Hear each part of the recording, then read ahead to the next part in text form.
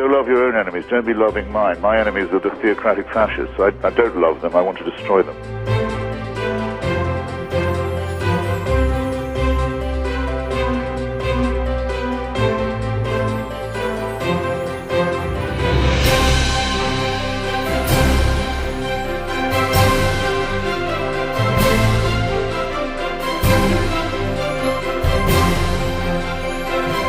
You're a child made in the image of God. Oh no, you're not.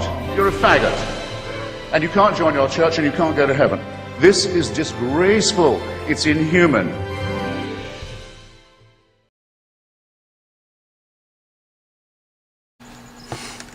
So you guys want to hear something really funny?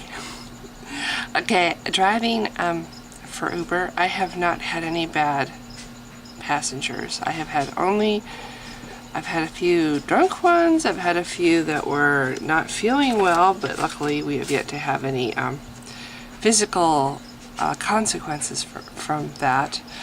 But mostly I've had either courteous or very fun, happy people in my car. So I've been very happy about that.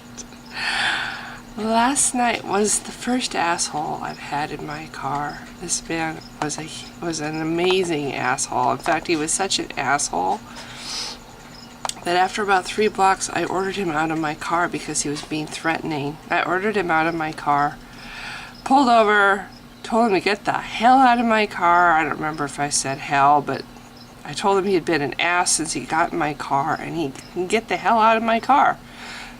And he didn't like that very much, and he left the back door open so I couldn't drive away while he took a picture of my license plate. Well, I reached back with my left hand here and closed the door and drove away anyway. Probably he did get my license, but that's okay because I wrote to Uber and I said, what happened? I said, this guy was a complete dick and treated me like shit. I'm sorry, I'm not like garbage. And that's how he treated me. That's how he talked to me. He was loud, belligerent, rude, and oh my god, just get the fuck out of my car. It was my feeling. Get the hell out. Get out, get out, get out. Anyway, so I drove away. Well, they are able to get, it's not really our phone number. If they need to contact us, they can text us or call us, and the number they see is a false number that Uber provides. Just like I can call or text them if I'm having trouble finding them or whatever. I don't see their phone number. I see the false number that Uber provides. Well, I got a message on my phone last night, and I have a strange feeling it is from this guy. Now, the point of this video, this is a very short video, but yeah, there's a point. Christians like to say, oh, I never came from no monkey. Yeah, like there's not all these different stages of human development between the creature that looked like a monkey and us today, The more correct term would be, I never came from no caveman. Yeah, because that's what we came from. We came from primitive people who were trying to survive without any natural defenses. They had their muscle and they had their intelligence. That's about it. They didn't have teeth or claws, so they had to learn how to make other things to give themselves the advantage over the creatures that did in fact have teeth and claws. Okay, so they made tools. Okay, but that's what we come from. We come from cavemen. That is our ancestors, people who dwelled in caves, early humans who came from an earlier form of that, who came from an earlier form of that, and so on and so on and so on, down to the point where you start seeing a lot more hair, a lot more animal-like behavior, until you're looking at something that looks more like an ape. Or ape. I have a hard time with that phrase because technically we are still apes. We are apes. We're just evolved more than our cousins. But we're apes. We're, Anyway, it's a sore subject with me that humans have this thing about the fact that we're animals, like it's something to be ashamed of. Oh, I ain't no animal. I'm made special. Anyway, okay, So the point of this guy and the whole tie-in with who we are descended from, who our ancestors were, was the message he left on my phone. It's very short. I don't know if I can turn the volume up on my phone, so I don't even know where the speaker is on my camera. So I'm going to play this message. I'm going to put the phone really close to the camera, and I'm hoping you can hear it. I might play it more than once, but anyway. So here, let me go on to my voicemail messages. It's the first message.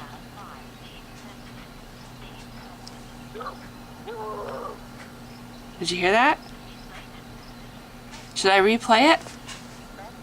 Okay, I have to.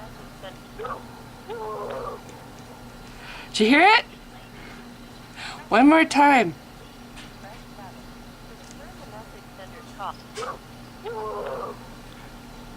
Okay, now if you can't hear it, what it is a primal yowl is what my best phrase. It's a howl. It's a primitive, the howl of a primitive animal is what it is. It is. It's a male ape creature howling in rage into his phone and doing this. Ah, ah, ah. That's what it is. Now, don't tell me that humans did not come from apes, or I should say, ape-like creatures. We are so close in so many ways.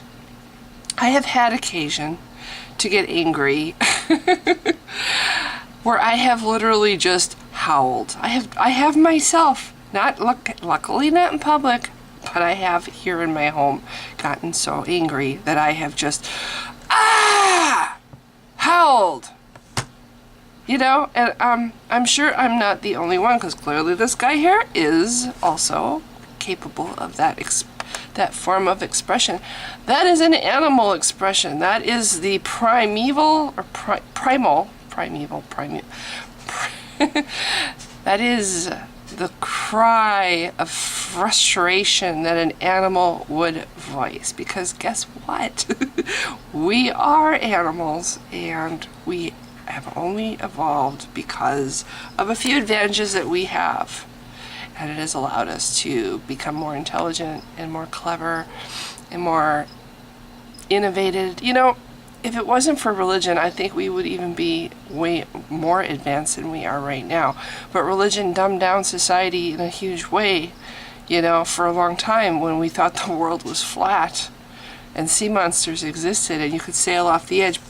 I read somewhere, and I wish I kept track of these things so I could say, well, this book here so-and-so wrote. They have discovered compasses that predate the times when we thought the earth was flat.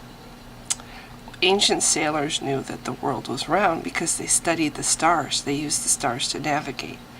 So they would have known by the movements of the stars the earth was round.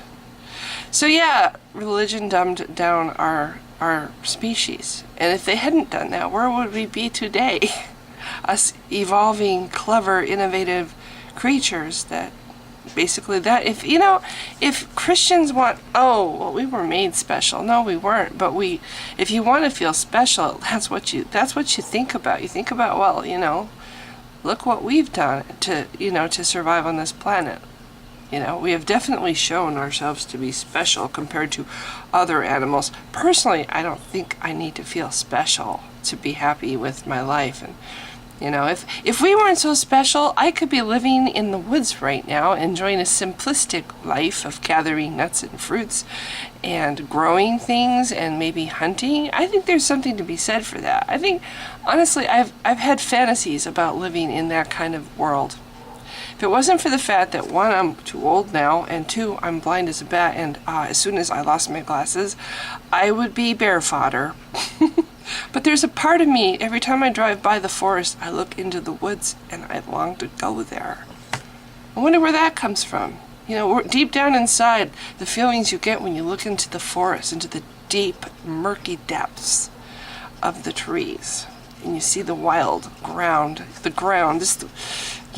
peeping out through the trees. You just want to go there. I have. I do. It's the weirdest urge. And the other thing is when you're around a fire, and it's just a fact that fire has an effect on people.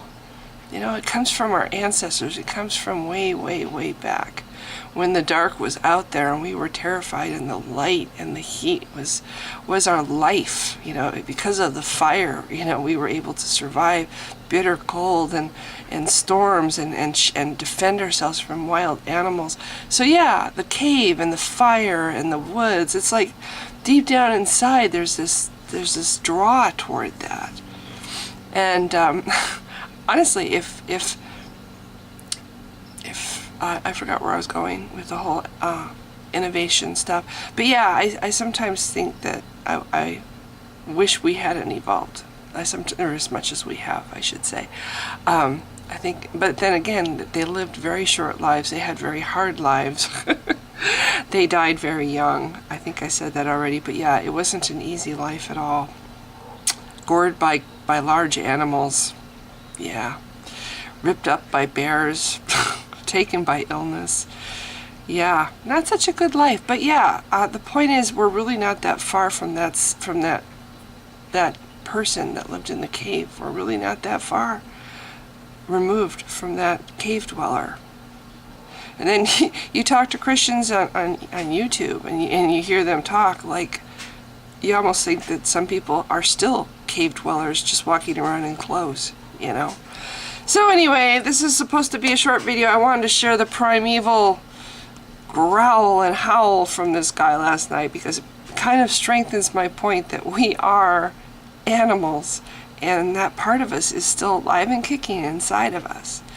It's because of our brains. I think it's our brains and our sense of that we've evolved to get along with each other. It's kind of a selfish thing too. It's like, if you get along with others, you're more likely to survive yourself.